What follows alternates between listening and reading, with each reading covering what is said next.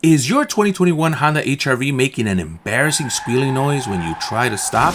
Does your brake pedal feel like you're pushing on pudding? Well, you came to the right video. I'm going to show you how to replace the front brake pads, rotors, and let's throw in the brake fluid flush too.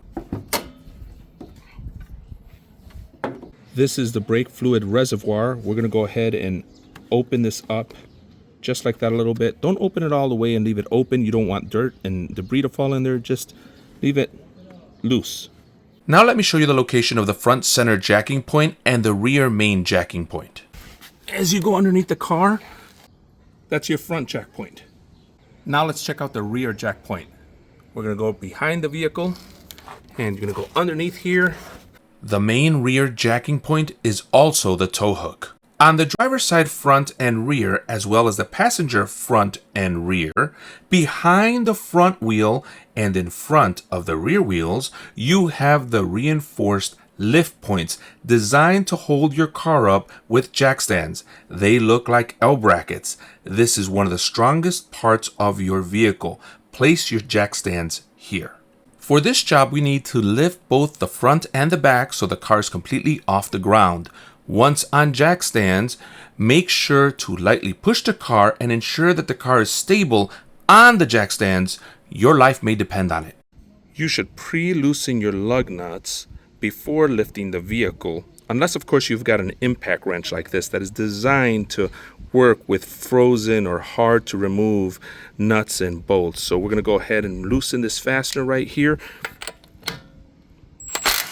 And there you go, just like that. So remember, pre-loosen them if you only have hand tools. Now let's take the wheel off.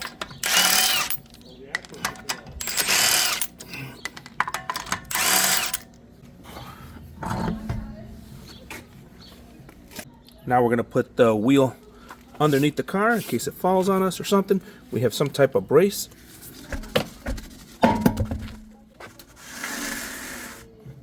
This is the driver's side front caliper. Turn the steering wheel to the left until it stops so that the fasteners are easy to reach. Next, let's remove the 14mm caliper mounting bolts from the guide pins. You can use hand tools as these should only be torqued to 27 foot-pounds. Now we're going to go ahead and push the caliper this way so that we can make room to move it out.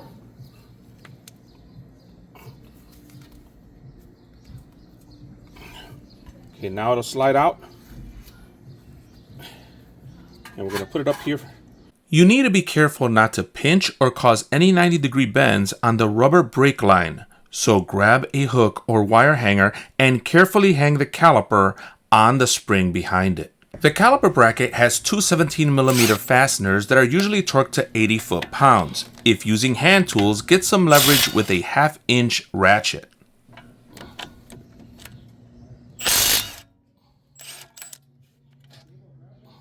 Let's remove the caliper bracket and put it on the side as it needs to be cleaned and greased. Now let's address the rotor.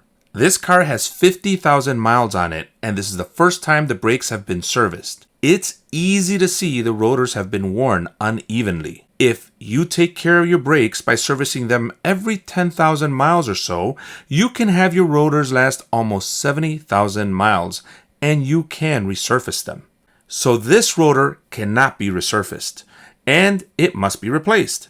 To replace it, we need to remove the JIS3, or Japanese style crosshead screw. A Phillips screw head may strip this screw, so be careful. I'm going to show you a method that I have always used and has worked for me. Oh, by the way, if you strip this screw, don't worry, you can drill it out, and I can share with you the right part number because most hubs that come from Honda have 2 sets of threads. And don't worry, the screw isn't even required after it's been built in the factory. You can go without it. So if you have to drill it out and leave it that way, it's fine. So what I like to use is this Impact Phillips, or you can find an Impact Japanese style crosshead and put it on an impact because you're going to need that level strength. Put it on reverse. And make sure to apply leverage right on there or apply strength and there you go. This is how I've always done them, and I've never stripped one. Now let's go ahead and remove the rotor.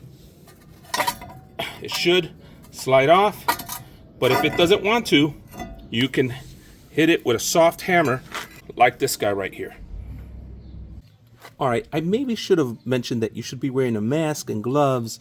It's best if you do it that way. Some of us don't do that. We're working in open air, so try not to breathe this stuff in. That's basically the advice here. So we're gonna go ahead and take the wire wheel and try to clean this all up as best as possible.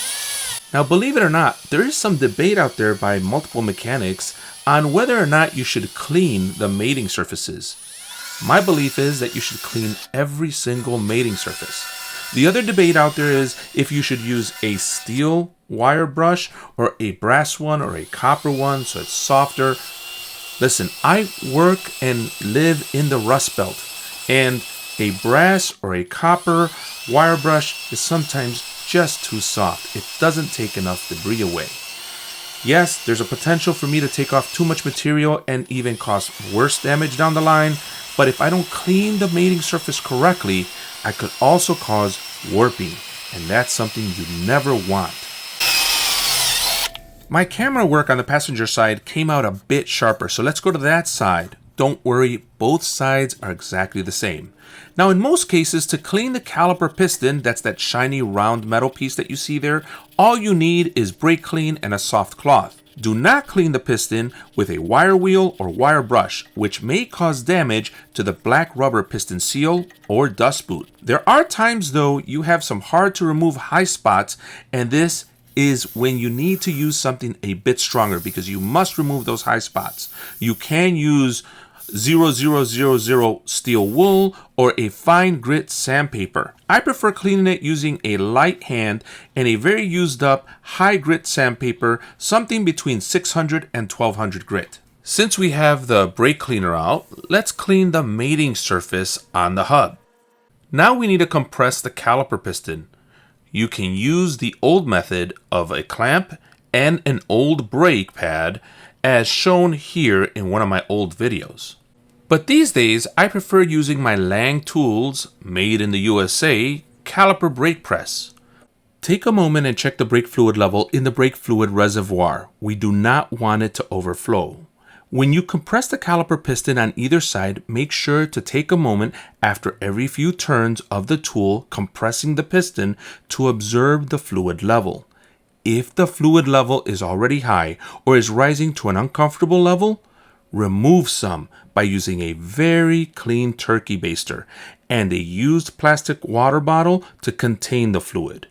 Note that brake fluid is corrosive and if spilled can damage paint and car parts.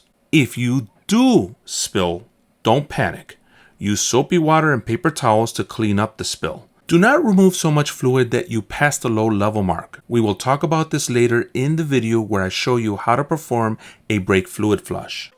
As I ratchet the tool, it pushes the piston back in, setting it back in its beginning position when the brake pads are completely full. This is probably a great time for me to mention as well that if this video is helping you out in any way, please hit that like button and let me know in the comments. Also, if this is the type of videos you like and you've seen a few other of my videos and it fits your viewing needs, consider subscribing. It really helps the channel.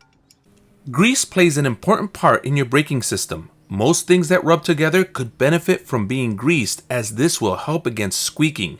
The trick is to know what kind of grease to use and that a small amount goes a really long way. I have found that silicone grease works best, so I'm using the small pack I got from O'Reilly's. You should know that when grease heats up, it can drip or spread on parts you don't want, like the brake pads. So only take a very small amount and put the thinnest coats on the caliper piston and the caliper itself. In order to provide you the best viewing angles with the camera, I place the caliper on top of the hub, but we usually do this work on the hook as to not stress the rubber brake line. So let's hang it back up so we can work on the next steps.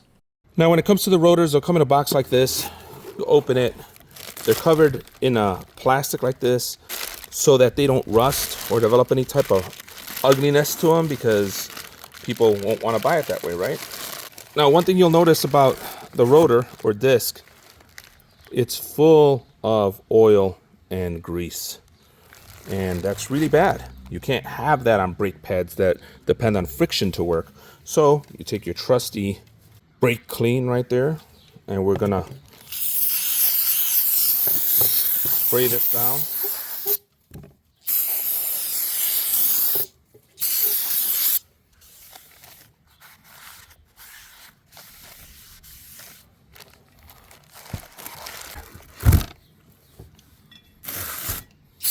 And spray it down.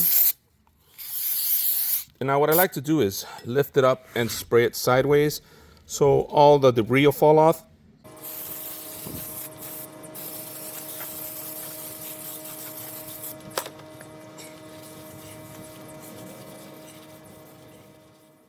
Notice how the hub has two holes with threads. We need to align the rotor with those two holes and the 5 studs so that it seats all the way back. Now let's keep the rotor in place by reinstalling the rotor JIS number 3 screw back on. For that, I have my Vessel Magadora 980 Impacta. This just needs to be hand tight. You could do this with a Phillips, but I suggest you get a JIS driver. Don't forget to note which brake pad has the wear indicator and how it's mounted, and which slide pin has the rubber sleeve. That'll be very important later. Here we have the brake caliper bracket, and where my finger is pointing is the brake pad wear indicator. That's what squeals when your brake pads are getting too used up. Now let's remove the brake pads. Sometimes a little hammer action will make the job go easier, as the pads tend to stick onto the clips. With the pads removed, we can now take off the anti-rattle clips. Sometimes you'll need a screwdriver to take them off, but you can use your hands if you can get enough leverage to pull them off. We want to carefully remove the caliper guide pins in a way that we do not cause damage to the guide pin boots. Also take note as to which guide pin has the rubber sleeve, and if it's damaged as well or swollen, we need to replace it. To clean the caliper bracket safely, let's remove the guide pin boots. This also allows us to remove the old grease from the guide pin slots in the bracket. On the bracket, you can use a wire wheel, and you want to concentrate on any mating surfaces, especially where the anti-rattle clips seat. Any gunk or bulge from old brake dust can cause the rattle clips to not seat correctly, and this will give you tons of trouble down the line. As you see here, I'm even going back through with a wire brush and some emery cloth because this section is very important to get as clean as possible. Now we want to go ahead and spray off the bracket with, of course, brake clean. And we want to get some brake clean in those welds where the guide pins actually seat so that we can wash out all the old grease. Sometimes on older brackets, you'll get some black, ugly gunk come out of there. You want to get as much of that as possible. Now, we're also going to clean the rest of the bracket really well where the clips seat because we're going to wipe that down. We don't want any weird bumps or deformations in that location. It could cause your pads to seize or bind a little bit, and that's exactly what we don't want. Next, we're going to go ahead and dump some brake clean inside those welds again and wash it and swish around and then dump it and do our best to dry this thing all up and get it ready for the installation of the brake pads. We get, of course, our grease that we've been using, our silicone grease, and we're going to go ahead and put a light coat of grease on all of our mating surfaces first. We'll also be adding grease to where the clips are going to go ahead and seat.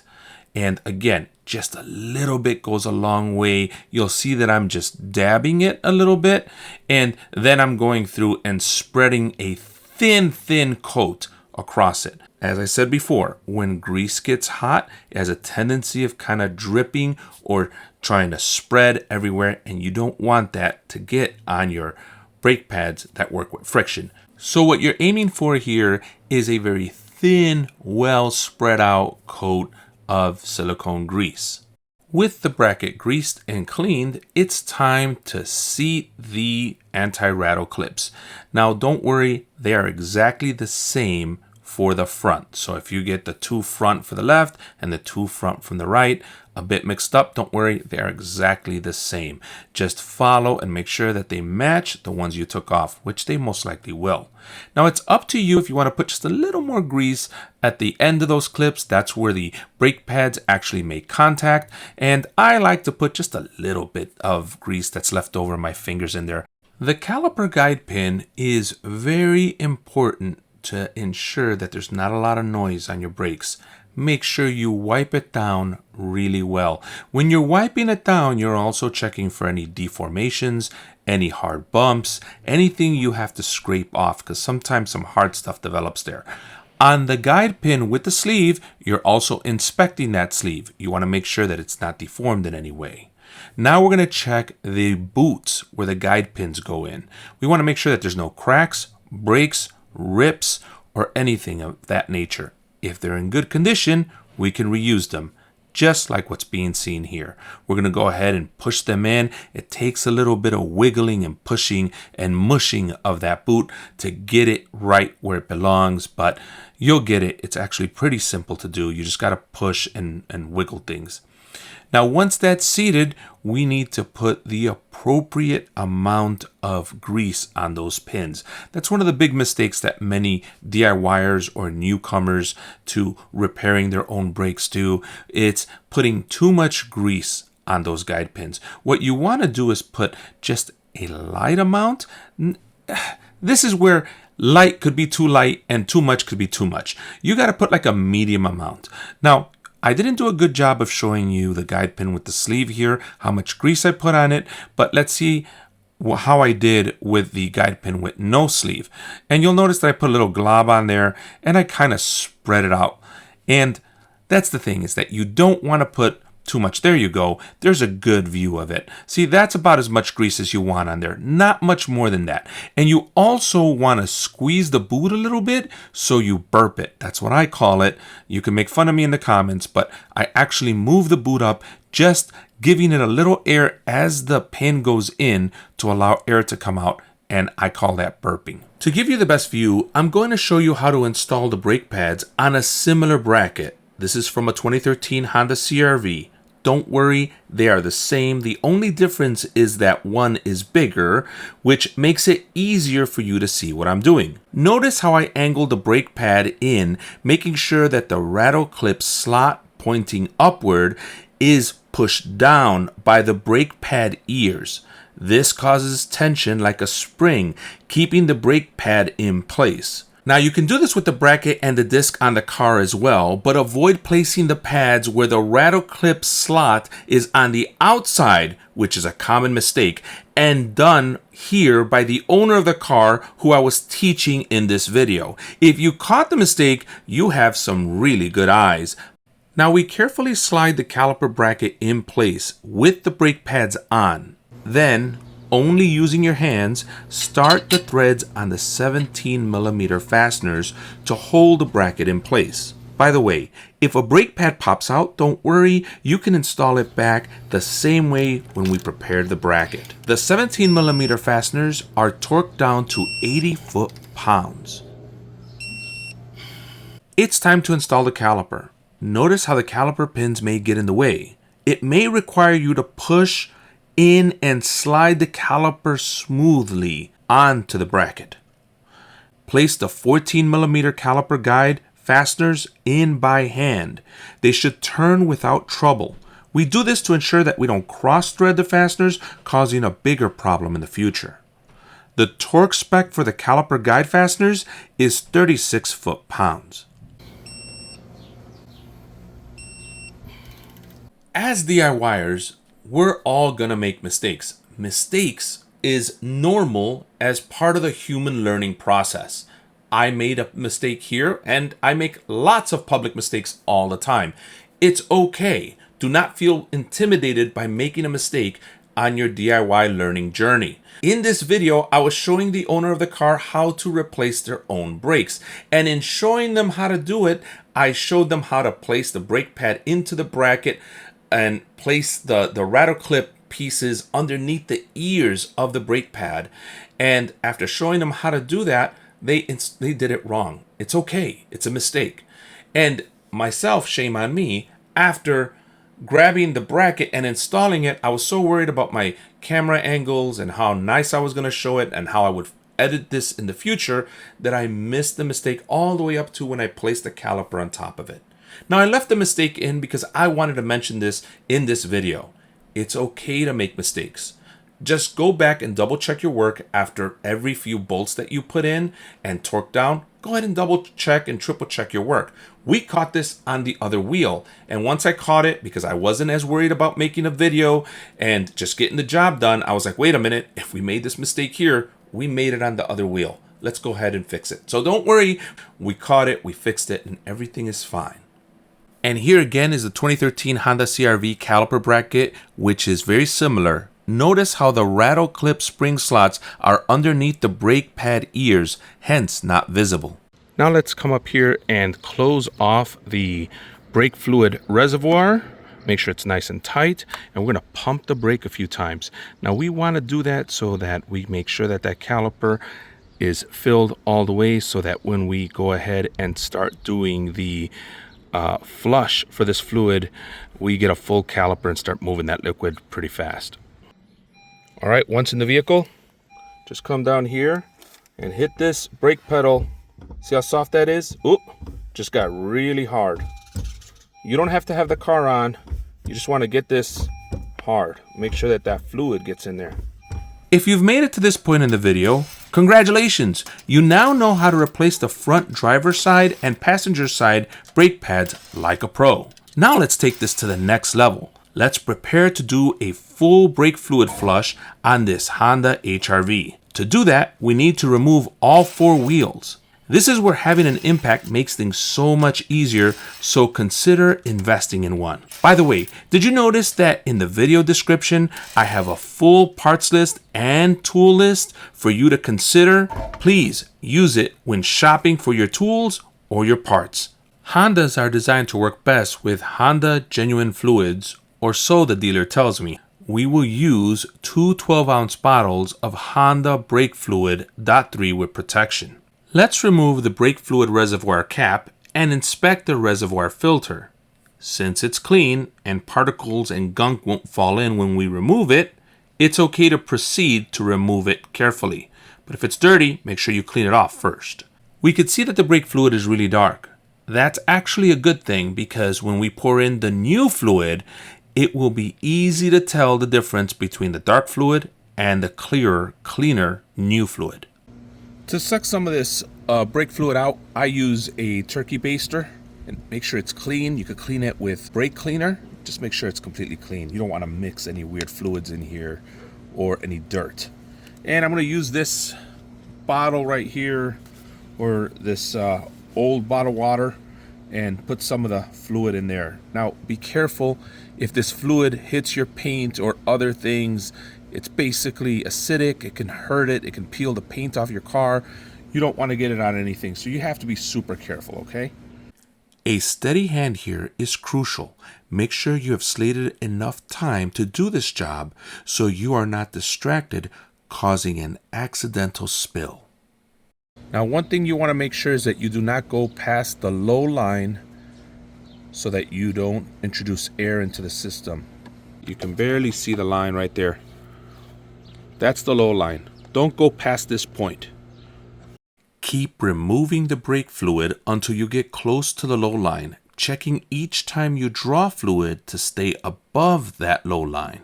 Pro tip: when opening the brake fluid bottles, make sure every part of the paper and plastic top are removed and will not fall into the brake fluid reservoir. I'm going to place the screen, and then we're going to pour the new liquid. I can't stress enough how important it is to put that screen on first before pouring in your brake fluid. This could save you from making a big mistake. Make sure to clean your reservoir cap and screw it back on.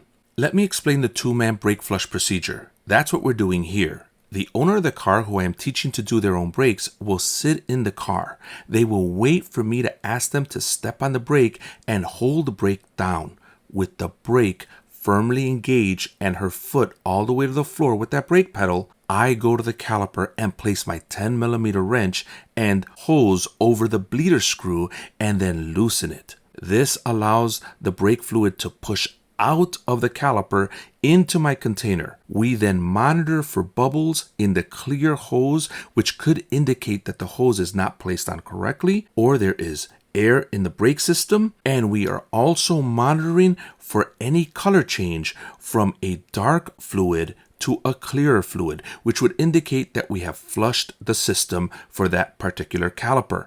I then tighten and close the bleeder screw and yell release. We repeat this process until the entire brake system has been bled while checking that the reservoir never goes past the low line. Make sure that you refill the reservoir as needed so you do not go past that low line. Now I'm going to go ahead and start with the driver's side caliper here, the front caliper.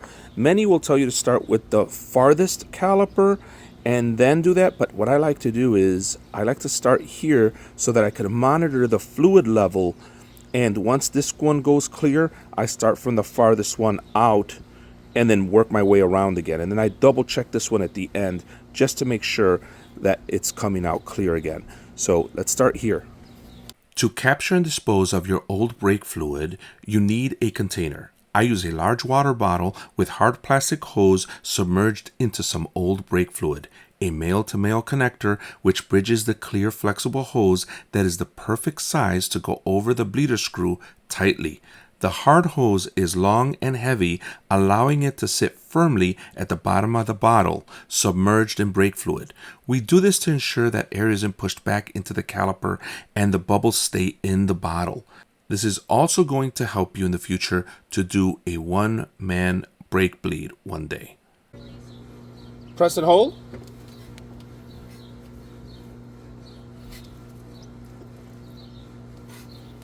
Release.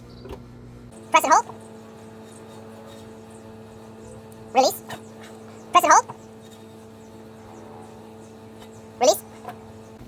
Okay, after doing it like a few times, gotta come up here and check the reservoir and make sure that we haven't gone past that line. And it may even be a good idea to fill that reservoir at this point. Okay, press and hold. Release. Press and hold. Release.